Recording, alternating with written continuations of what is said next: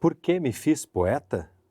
Porque tu, morte, minha irmã, no instante, no centro de tudo que vejo, no mais que perfeito, no veio, no gozo, colada entre mim e o outro, no fosso, no nó de um ínfimo laço, no hausto, no fogo, na minha hora fria. Me fiz poeta porque a minha volta, na humana ideia de um Deus que não conheço, a ti, morte, minha irmã, te vejo. Poema do livro Da Morte, Odes Mínimas, de Hilda Hilst. A obra de Hilda Hilst é o tema do Ciência e Letras de hoje, um programa resultado da parceria entre o Canal Saúde e a editora Fiocruz.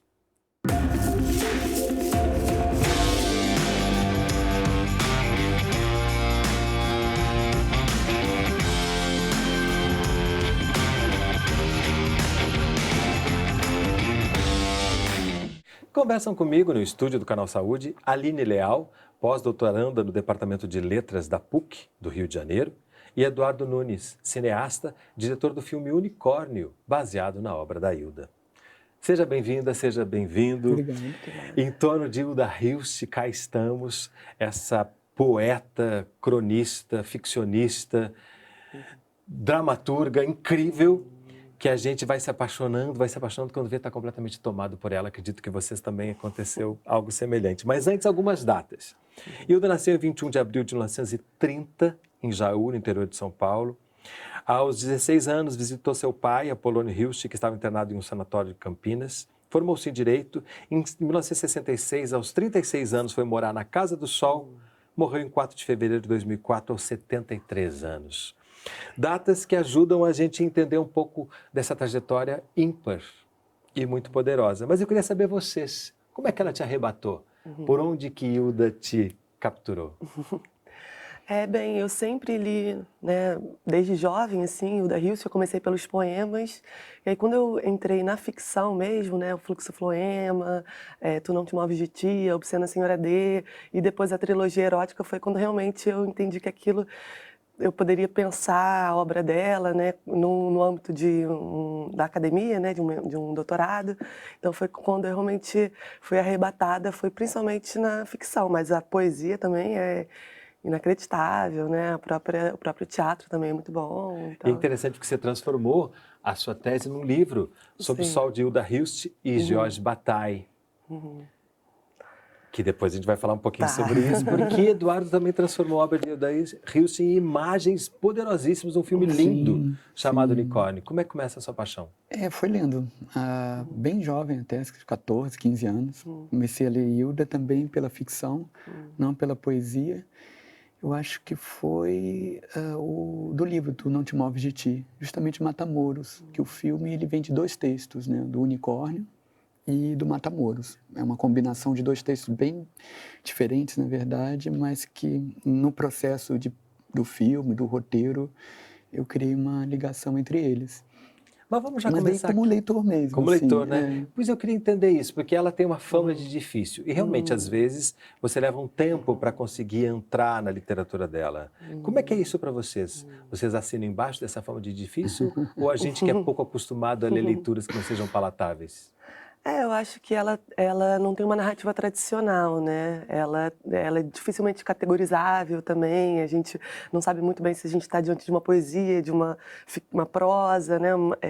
Às vezes ela coloca uma receita no meio, uma receita de bolo no meio de um livro, assim, já chamaram de anarquia de gêneros ou prosa degenerada. Então, realmente não é fácil porque ela não te deixa muito...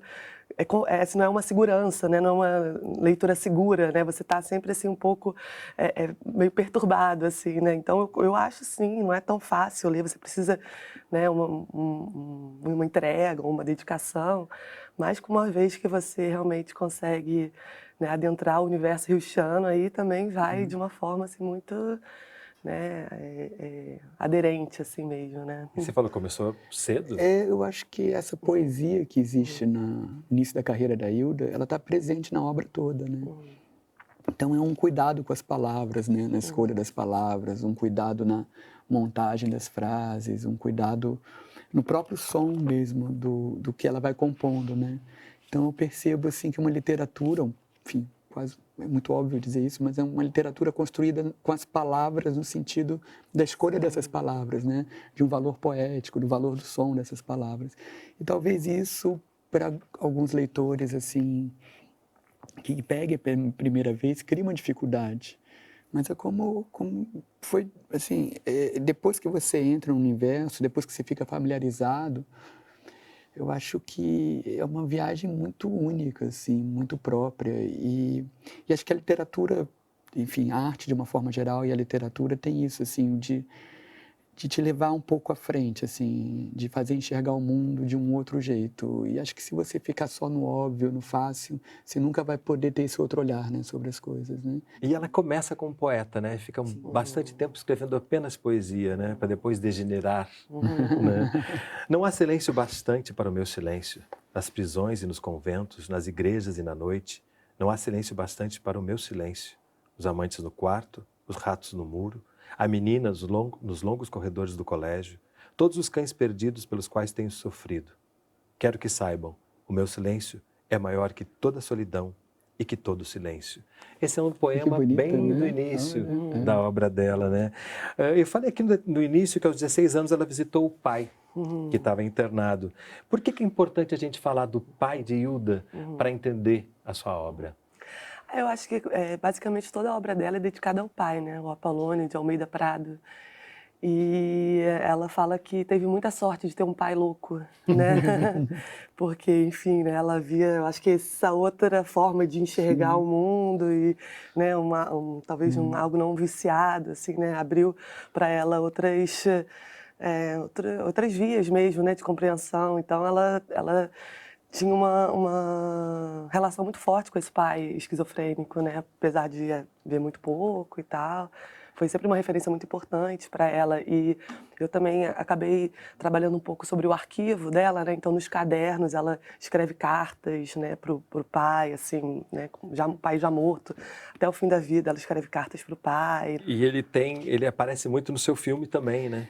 Na verdade, foi um pouco essa presença do pai vem pela questão biográfica da Hilda. E quando eu peguei o livro, a ideia não era uma adaptação, assim, ainda mais da Hilda, assim, quando você gosta muito de um autor, assim, eu entendo que aquele autor encontrou a sua forma perfeita no livro. Qualquer coisa que faça diminui aquela obra, sabe? Porque ela já está ali, sabe? A integridade dela, a forma como ela se manifesta está no livro, sabe? O filme, para mim, a minha visão, é a minha leitura da obra da Hilda, sabe? Não é uma transposição, uma adaptação da obra da Hilda. A gente teve muito cuidado nisso, assim, em toda a pesquisa, em toda a preparação. Mas quando muda de linguagem é importante fazer isso, não, né? você tem que criar equivalências. Você não pode chegar e colocar o texto lido na tela, sabe? Para ler ou colocar o texto lido na tela, você lê o livro, é bem melhor, sabe? Mas a presença do pai, ele vem como uma questão biográfica mesmo, né? Eu quis colocar toda a conversa da menina com o pai, né? Que é o Zé Carlos Machado, que é um ator incrível, né? E no sentido de buscar um diálogo do que teria sido um diálogo da Hilda com o pai, sabe? E que ela traz de várias formas, né? em várias obras, esse diálogo que teria ocorrido, né? Aqui no Kadosh, que é o livro que ela mesma diz, tá tudo lá, né? No Águida, no primeiro conto, ela diz: alguém lhe toca, minha senhora? Ele disse isso. Tocaram-me sim, meu pai. Tu me tocaste. A ponta dos dedos sobre as linhas da mão, o dedo médio sobre a linha da vida, dizia Águida. 3 noites de amor apenas. 3 noites tu me darás, e depois apertaste o meu pulso, e depois olhaste para o muro. E ao nosso lado as velhas cochichavam. Filha dele sim, a cabeça é igual, os olhinhos também. Bonita filha, toda tão branca. Meu pai, o banco de cimento, os mosaicos, as seringueiras, os enfermeiros afastados sorriam. Que tem essa parte da biografia que ela diz que aconteceu isso, né? Que o pai, na sua confusão, teria confundido ela com a mãe, né? Sim, sim. É um dado biográfico. Ela faz muito isso também, a Hilda Hilst, né? Ela traz para a literatura dela cenas, passagens da vida, personagens, né? A própria Casa do Sol, os cachorros, a figueira, né? Elas aparecem na literatura, nesse ambiente dela, assim. Ela faz muito isso. Acho que a questão do pai, eu acho que é uma ausência muito forte, sabe? É uma ausência muito presente, né? é uma figura que estava presente sempre, né? Apesar da ausência, né? Ela diz, eu só Acho queria que ele me reconhecesse, né, como uma muito escritora. O pai louco. dela foi escritor também, né? Ele foi poeta, É. assim, um poeta, assim, entre aspas, menor, né? Publicou pouca coisa, mas publicava em suplementos literários de Campinas, mas já tinha essa, né, essa tendência literária, assim. E você citou a Casa do Sol. Acho que a Casa do Sol é importante a gente falar, porque 80% da obra ela escreve na Casa do Sol, para onde ela vai, digamos, buscar um lugar seguro para criar. Né? A gente vai entender melhor a relação dela com a Casa do Sol e tudo que aconteceu lá no próximo bloco. Não sai daí, a gente volta já.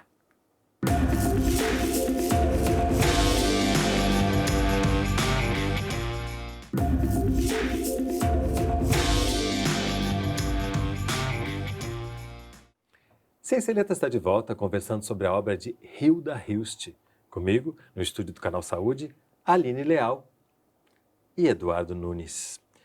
Queria também abrir com um poema que está na 4ª capa da primeira edição de Amavice. O escritor e seus múltiplos vêm vos dizer adeus. Tentou na palavra o extremo tudo. Esboçou-se santo, prostituto e corifeu. A infância foi velada, obscura na teia da poesia e da loucura. A juventude apenas uma lauda de lascívia, de frêmito. Tempo nada na página. Depois, transgressor metalecente de percursos, colou-se a compaixão, abismos e a sua própria sombra. Poupem-no do desperdício de explicar o ato de brincar. A dádiva de antes, a obra, excedeu-se no luxo. O caderno rosa é apenas resíduo de um potlatch. E hoje, repetindo Bataille, sinto-me livre para fracassar. Tem muito dela nessa poesia, né? Eu acho que como ela consegue criar uma obra que se autorreferencia o tempo inteiro e a gente vai reconhecendo. E ela mesma aqui fala que a obra dela é uma releitura da própria obra. Isso tudo é um pouco Hilda Hilst, é assim que você enxerga ela? Esse poema é muito interessante, né? Ela cita o Bataille no poema, usa esse dispositivo do potlatch, que é o poder de perder, né? O poder de queimar suas riquezas. E é quando ela está fazendo a entrada dela na que ela chama de pornografia, né? Na trilogia pornográfica, que mais tarde vai se transformar numa tetralogia. Então, ela dá esse grito aí de sinto-me livre para fracassar, né? Depois de ter feito uma obra, né, gigante, escrito livros em poesia, ficção, esse livro como último livro de poesia dela, né, declaradamente esse será meu último livro de poesia, e a partir de então ela fala, vou dar adeus à literatura séria e enveredar para a pornografia, né? E aí ela começa com o Caderno Rosa, como ela fala, né, Caderno Rosa de Lori Lambe. Depois contos de escárnio, textos grotescos e cartas de um sedutor, né? Mas ela está fazendo uma espécie de manifesto, né? Nesse poema que ela coloca na contracapa de Amavice.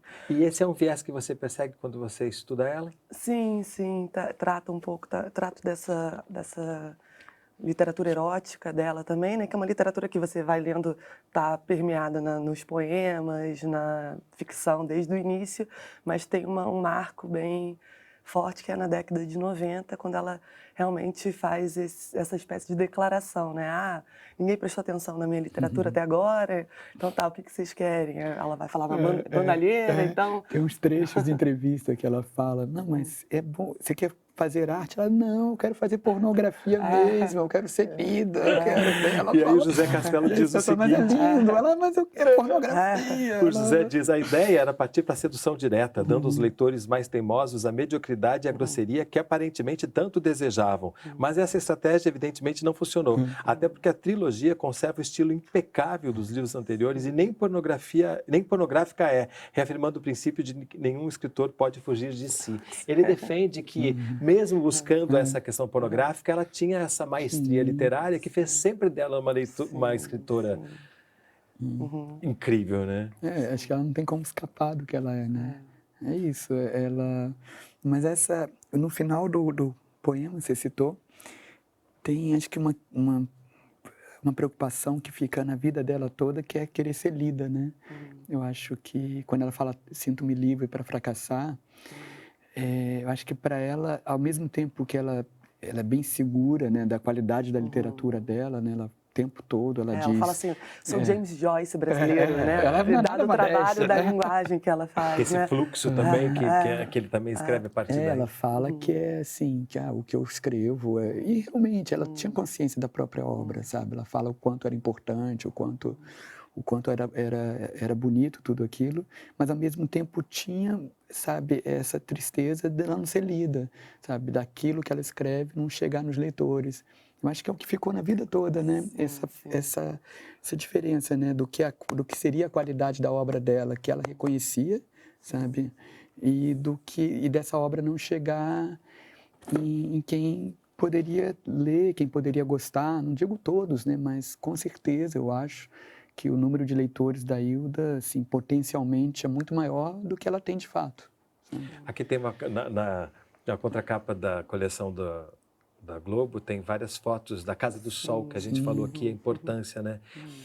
Como é que se vê isso, né? O fato dela ter ido para um local recebendo pessoas, né? Ela não ficou isolada nesse sentido, né? Mas para que ela pudesse se dedicar à obra dela. Sim. Conta, né, que ela teria lido o livro Carta a El Greco, do Nikos Kazantzakis, que é um grego, em que nesse livro falaria que um escritor ele precisa, de certa forma, se isolar socialmente para poder construir a sua obra, né? Como a Hilda sempre perseguiu realmente, né, uma carreira literária, a obra dela é o mais importante da vida dela, né? Ela abriria mão de quase tudo, eu acho, pela literatura. Ela vai até umas terras da família da mãe dela e constrói essa casa que ela existe para construir a obra, né? E ela usa um pouco, acho que tem também nessas entrevistas que ela fala, falaram que eu estava aqui me isolando de uma forma burguesa na minha torre de marfim, né? Usando essa ideia do intelectual, do literato que se isola numa torre de marfim. Ela fala, não, mas na verdade eu estou aqui na minha torre de capim, né? Trazendo um pouco mais para a superfície, mais para o chão mesmo, né? Algo que é da ordem da escrita, da profissão, do operariado mesmo, né? Aquele dia que você tem que acordar todo dia, escrever E ela tinha uma fazer muitos rotina, rascunhos. né? Ela tinha uma rotina mesmo, sabe? De manhã, sabe? Eu acho que, eu não sei se de manhã, acho que ela escrevia depois do almoço ou de manhã, não lembro, mas ela seguia sempre, né? Dava as voltas lá, cuidava do jardim, que era imenso, né? Foi diminuindo, né? Mas era muito grande, sabe? Dos animais, né? Tem toda essa relação dela com os animais, né? Com os cachorros, cavalos Com os e amigos, tal. né? Porque muita Sim, gente muita gente, acompanhou o Caio bastante. Fernando, todo Aqui, mundo. você falando do Caio Fernando, justamente esse livro de cartas, tem algumas cartas que eles trocaram, né? E ela foi muito importante para ele, e vice-versa, mas ela foi muito importante para ele no momento que ele estava começando a construir a sua persona literária, né? Ela tinha, e você vê pelas entrevistas de pessoas que conviveram com ela tinha também uma personalidade acolhedora, por mais que controversa em alguns momentos, e muito alegre, né? E acho que uma personalidade bem forte, né? Eu conversando com a Olga, que é quem cuida hoje da residência lá, né? Na Casa do Sol, fiquei lá, acho, né? 10 dias para refazer o roteiro e trabalhar. A Olga falava, acho que era Casa do Sol, porque a Hilda era o Sol, e o resto ficava orbitando em volta, assim, né? Mas ela tinha essa coisa, assim, de chamar para ela, né? O que ela era, né? E ficava todos ali, mas eu fico imaginando, devia ser uma coisa louca, né? Muito... Né? Muita gente transitava pela Casa do Sol, né? Muitos residentes célebres também, né? O Caio Fernando Abreu. O maior amigo da vida dela inteira foi o José Moura Fuentes, que foi um escritor também, que a Olga Billen, que é a viúva, né? E os direitos autorais atualmente estão para o filho dele, do Moura Fuentes com a Olga. Mas sempre foi uma atmosfera muito fervilhante intelectualmente, né? Eles liam juntos, produziam, né? Sempre teve uma marca assim muito forte literária na Casa do Sol. E ela né? passou alguns anos também escrevendo crônicas para o jornal de Campinas, né? Crônicas onde ela era muito lida, às vezes muito atacada, né? Como toda essa polaridade que ela recebia, mas que ela também trabalhava, né? Porque ela trabalhava com a atração e com a repulsa, coisas que estão muito presentes no seu filme também, né? Sim. Aquilo que você deseja, mas você também tem um pouco de nojo. Né? O filme, no Unicórnio, no filme, ele fica em cima dessa personagem Maria, que eu criei, né? Justamente numa fase dela se descobrir mulher. E acho que isso é a sexualidade é muito presente na obra da Hilda, a questão da mulher e tudo. Então, para mim, era um momento importante em abordar tendo a obra da Hilda no ponto de vista, né, os temas por essa menina. E acho que essa questão da repulsa e do prazer, repulsa, amor, ódio, né, isso está presente no filme, assim, encontrando a obra, né, mas presente no filme, na personagem da Maria. E é difícil mesmo, a própria questão, acho que é muito forte da Hilda na relação com a natureza, né? Com a questão de Deus, a questão da natureza, vai por aí. Ela tem um amor e, ao mesmo tempo, uma aversão, né? Ela tem um prazer e um não prazer, né? Ela tem... É tudo muito forte, né? E uma essas idas e pergunta que não vindas, tem né? fim, né? Vários personagens são personagens que perguntam Sim, sim. e pergunta Deus, né? Quem és, né? Eu acho que essa inquietação Sim. ligada com essa busca do que seja talvez o sagrado Sim. e ao mesmo tempo um fascínio pela morte nos apontam também essas obsessões hildianas, né? Sim, eu acho que essa questão do sagrado é muito forte na literatura dela também, né? Como esse ser perguntante, assim, né? E que, enfim, você está o tempo inteiro tentando evocar várias perguntas, né? Esse lado místico muito forte na Hilda também, né? Tentando se comunicar com os mortos, né? Essa questão tem de toda Ela não- mesma, né? Fisicamente. isso é muito... acho que uma outra coisa que é muito presente na Hilda é a questão dela permanecer sã, né? Ela fala isso o tempo todo, né? Da sanidade dela. Ela fala, não sou louca, não estou louca, né? Até pela questão do pai, né? E toda essa questão da gravação, tem um filme lindo sobre isso, né? Que Hilda Hilst Pede Contato. que é maravilhoso, em que ela vai tendo essas gravações das vozes, né? De quem não estava vivo. Para a Hilda é um experimento científico, não é Sim, nada que seja do além, apesar de serem mortos, né? Não é nada do além, é um cientista, eu acho que é um alemão, não lembro, que escreveu, e que ela vai tentar aquela experiência científica. Ela faz questão, né, de, né, sempre se manter sã, assim, né, pelo menos dentro do que ela entende, né, com essa... Porque tinha um olhar para ela também muito como uma personagem exótica, digamos, né? Imagina. Sim, sim. Eu acho que até essa experiência que ela fez de intercomunicação com o além, isso às vezes acabou sobressaindo até sobre a sua obra, né? Como a obra de Hilda Hilst, como a gente falou a princípio, não é tão fácil de você se acercar dela e a personalidade dela é tão interessante também, muita gente às vezes já conhece, né? A partir das entrevistas, às vezes vai se acercando dela pelas histórias da Casa do Sol, né? E depois consegue Eu acho que realmente aconteceu, eu começar. percebi isso muito com o filme, assim, quando eu, nos contatos com as pessoas, todo mundo ouviu falar de Hilda Hilst, sabe? Hilda Hilst, o nome Mas né, ler, né, forte, mesmo, mas já é assim, um segundo aquela momento. que escrevia sozinha na casa, tal, que gravava a voz, agora ler, e é uma pena, assim, porque é uma obra linda, linda, né? Só os trechos que E foram além de lidos tudo, aqui. ela tem também teatro. Sim. Por mais curioso que seja, que as adaptações para teatro, às vezes, não são Sim. feitas nessa dramaturgia, né? Como Sim. Ana Kfouri, que é uma diretora carioca, fez Potlatch, fez Fluxo e fez A Gai Gai Informe-se, que são três espetáculos belíssimos a partir de obras não teatrais, né, dela. E eu acho a Gaga Informe-se excelente para a gente encerrar o programa, porque eu acho que a gente precisa buscar saber mais sobre a obra de Hilda, né? Ainda há um universo hilstiano a ser descoberto pelos leitores, né? Sim, com certeza. A gente vê que atualmente, né, segunda década dos anos 2000, assim, a gente começa a ter uma centralidade maior em torno do nome dela, com a ida da sua obra para a Companhia das Letras, a homenagem na Flip, né? Então, o nome dela está em ascensão e ganhando centralidade mesmo. É importante que a gente aproveite esse momento para pesquisa, leitura, Leiam Hilda, debate, né? Toda hora tem pichada, né? Leiam Hilda. Leiam Hilda, porque esse livro da eu- poesia, que traz toda a obra dela poética, é uma companhia para muito tempo desvendar e desbravar esse percurso que ela fez, né?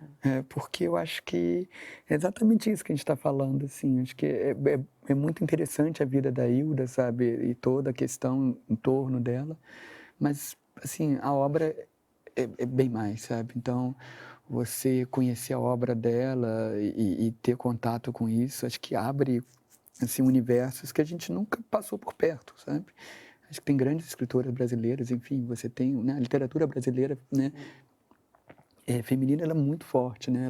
Ela é muito poderosa. E acho que a Hilda é um nome importantíssimo, sabe? Sabe, tá lá, entre as 5, sabe?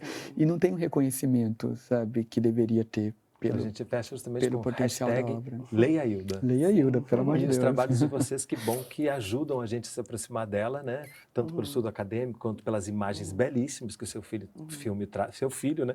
Não deixa de ser um filho. Seu filme traz. Parabéns pelas trajetórias. Obrigadíssimo pela presença aqui conosco hoje. Obrigado.